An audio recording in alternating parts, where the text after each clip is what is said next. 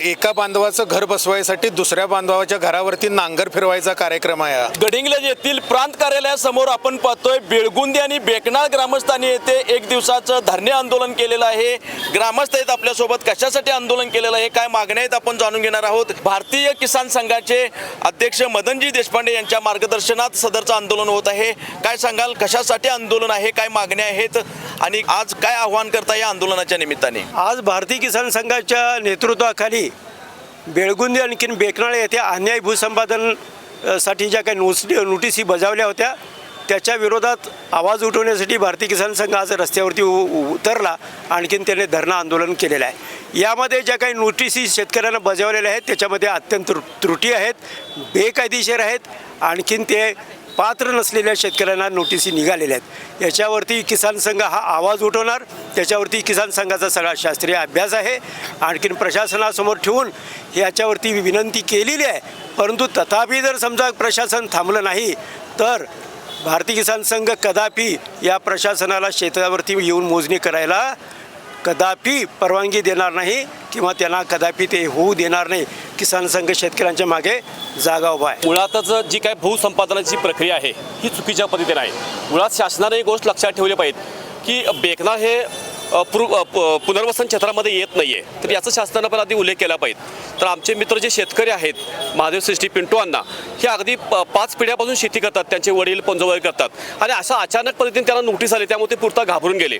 तर किसान संघटनेच्या माध्यमातून आज या ठिकाणी धरणे आंदोलन केलेलं आहे। किसान संघाच्या माध्यमातून आज धरणे आंदोलन केलेलं आहे आणि पूर्ण संघ आणि आम्ही सर्व बेकनाळमध्ये शेतकरी त्यांच्या पाठीशी आहे।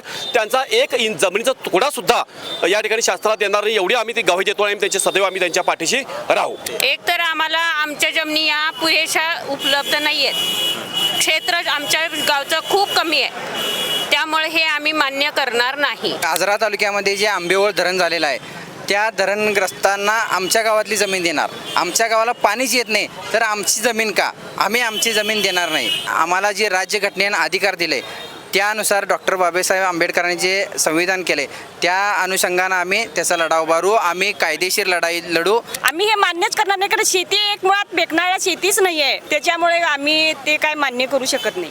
सरकार जरी जबरदस्ती करला तरी सरकारला आम्ही उत्तर द्यायला तयार आहे। आपलं बेळगुंदी गाव त्या आंबेओळ लाभ क्षेत्रात येतच नाही, यांनी नोटीस आम्हाला कशा पाठवला हा मला एक आमच्यासमोर मोठा प्रश्नचिन्ह आहे।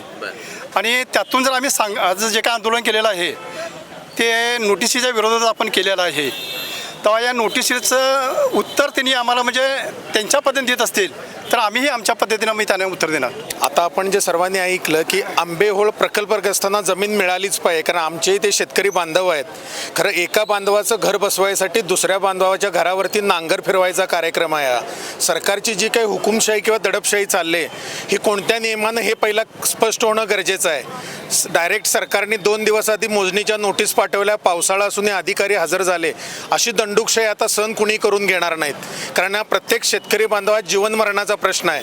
आज बाजारामध्ये खताच्या किंवा बाकी अवस्था जी काय ती सगळ्यांनी बघितलेली आहे, त्यामुळं सरकारला हात जोडून कळकळीची एकच विनंती आहे, त्याही बांधवाची काळजी घ्या, त्यासाठी दुसऱ्या बांधवाच्या घरावरती नांगर फिरवू नका। बेकनाळ आणि बेळगुंदी या गावातील 1 इंच सुद्धा जमीन आपण या पुनर्वसनासाठी देणार नाही, असं या आंदोलनाच्या निमित्ताने सरकारला, या प्रशासनाला, या बेळगुंदीकर आणि बेकनाळकरांनी इशारा दिलेला आहे। गडिंग्लजहून लाईव्ह टुडे मराठीसाठी नितीन मोरे।